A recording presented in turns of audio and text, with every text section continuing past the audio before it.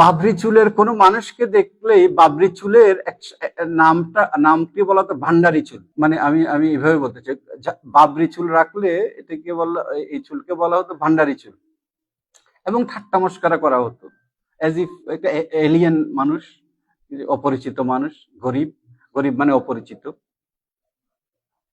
তার এই কাজের কোনো ঠিক নাই, বেসিস নাই, একটা কুসংস্কারগ্রস্ত মানুষ। কিন্তু দরবারি মহলে আমরা এই ধরনের মানুষগুলোকে, তারা সজ্জন মানুষ, কাজকর্ম করে খাচ্ছেন, সমাজে সুন্দর করে চলছেন, ভালো ভালো কাজের নেতৃত্ব দিচ্ছেন, তাদের দোষটা কি?